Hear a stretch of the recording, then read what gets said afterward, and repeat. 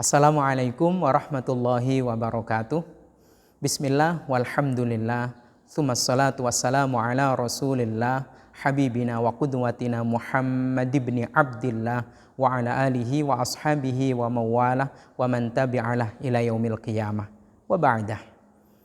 Saudaraku kaum muslimin muslimat yang dirahmati Allah, namanya Nio Guacung. Dari nama kita sudah menebak dan menduga bahwa bukan etnis yang ada di Indonesia. Bapaknya seorang biksu Buddha Tridharma. Namun karena bapaknya memberikan kelonggaran kepada anak-anaknya untuk menganut dan mengikuti agama apapun, akhirnya dia memilih untuk menganut agama Kristen Protestan. SD, SMP dilalui dengan agama yang dianutnya. Pada saat itu sang bapak begitu sering menceritakan tentang keburukan Islam, begitu bencinya sang bapak. Tapi kebencian sang bapak justru memantik hatinya untuk tahu ada apa dengan Islam dan apa Islam itu. Lalu kemudian di usianya ketika SMA, tepatnya di 1984, Allah Subhanahu wa taala mengutuhkan hidayahnya untuk menempati ruang hatinya. Maka Islam pun dipilih sebagai agama yang dianut hingga saat ini. Saat ini dia tidak dikenal lagi dengan nama Nio Guacung. Namanya langsung diganti dengan nama yang begitu beken, begitu keren. Muhammad Syafi'i Antonio. Mendengar nama ini tentu kita tidak asing. Subhanallah. Setelah nama Muhammad Syafi'i Antonio disematkan sebagai pengganti dari nama yang dulu ketika menganut agama Kristen Protestan, beliau ini sempat kuliah di ITB, juga di UIN Syarif Hidayatullah, namun kemudian memantapkan hati untuk melanjutkan S1-nya di Universitas Yordan. Tidak cukup seperti itu. Rasa dahaga terhadap ilmu kemudian menjadi pemacunya. Mengambil S2 di Universitas Islam Internasional Malaysia. Rupanya juga belum terpuaskan dahaga terhadap ilmunya.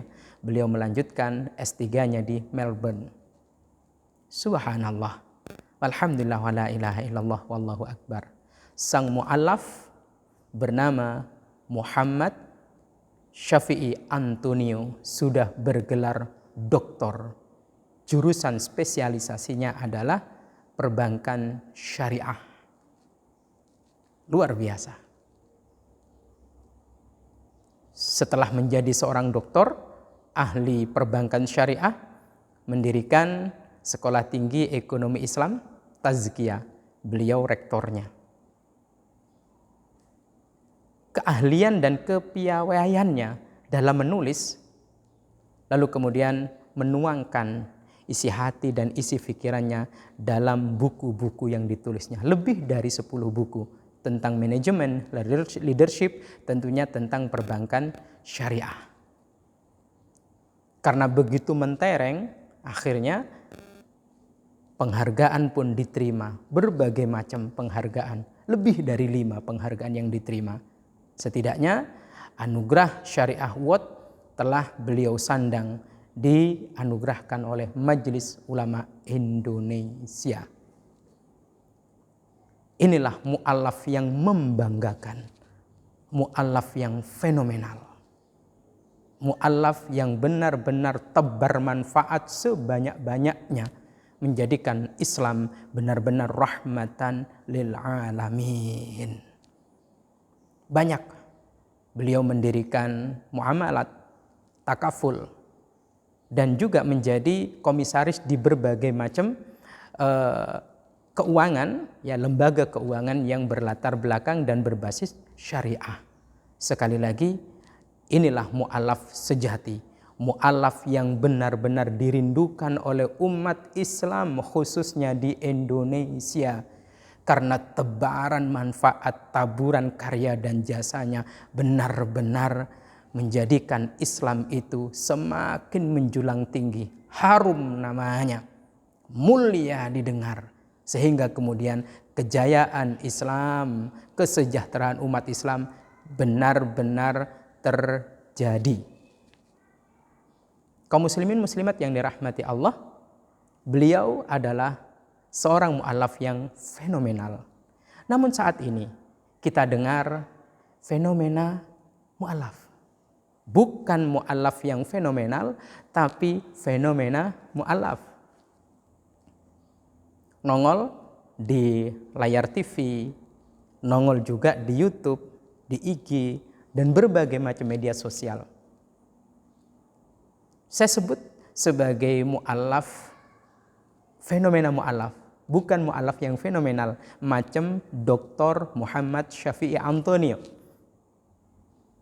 Kenapa saya katakan fenomena mu'allaf? Ya, statusnya yang mu'allaf cukup menjadi magnet daya tarik bagi umat Islam untuk mendengarkannya. Namun ternyata yang dikampanyekan adalah khilafah. Konsep bernegara Islam yang disusun oleh Taqiyuddin Nabhani. Lalu kemudian dikemas seolah-olah itu Al-Quran, seolah-olah itu hadis dan sunnah. Padahal kita tahu khilafah ala HTI, penyusunnya dan penulis pendirinya adalah Taqiyuddin Nabhani, bukan murni Quran, bukan murni hadis. Jadi ini bukan satu-satunya konsep negara Islam, bukan ala Islam, tapi ala Taqiyuddin Nabhani. Perlu diketahui yang dikampanyekan oleh beliau ini, sang mu'allaf, itu ditolak lebih 10 negara Islam di Timur Tengah menolaknya. Lalu dikampanyekan di Indonesia. Artinya apa? Tidak laku di Timur Tengah. Lalu rongsokannya dibawa ke Indonesia. Dan itu yang dikampanyekan. Yang terjadi, apakah maslahat, apakah manfaat? Tentu tidak. Yang kedua, ada juga seorang fenomena mu'allaf yang justru menceritakan keburukan-keburukan agama-agama sebelumnya, agama yang dianut sebelumnya. Yang itu kemudian memicu penganut agama sebelumnya itu menyerang balik. Yang terjadi adalah kekacauan. Sedikit, meskipun sedikit ini terjadi pergesekan. Tidak produktif, tapi justru merusak. Setidaknya kerukunan sedikit tercabik, meskipun tidak sampai banyak. Yang ketiga, ada fenomena mu'allaf yang lain.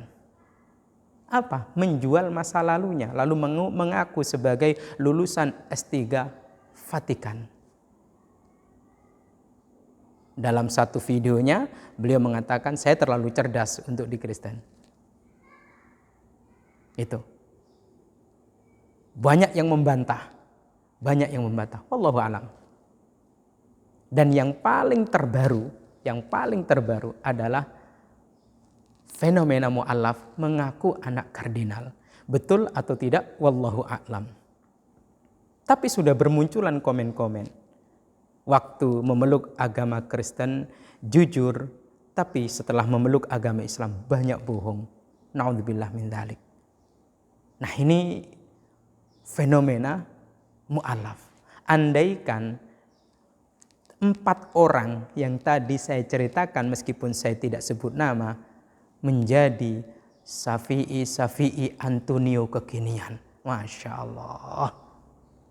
Subhanallah. Saya yakin, hakul yakin, jika satu Dr. Muhammad Syafi'i Antonio saja mendirikan sekolah tinggi ekonomi Islam, menyebar rahmat yang luar biasa, bagaimana kalau keempat-empatnya? Maka nasihat saya untuk fenomena mu'allaf tadi. 1, fokuslah menimba ilmu. Khususnya ilmu Islam. Karena yang disampaikan adalah tentang agama Islam. Jangan masuk ke politik, apalagi politik transnasional yang ujung-ujungnya adalah sia-sia. Kemudian mengorek-ngorek keburukan agama yang lalu. Menjual masa lalunya yang diduga justru ada kebohongannya. Yang kedua, berikan manfaat nyata dan besar bagi Islam dan umat Islam. Tidak sekedar menebar, tanda petik kebencian, tidak sekedar ingin tampil wah dan mewah dengan status mu'alafnya. Nasihat yang ketiga, yang terakhir, berhentilah menjelek-jelekkan agama lain di Indonesia ini.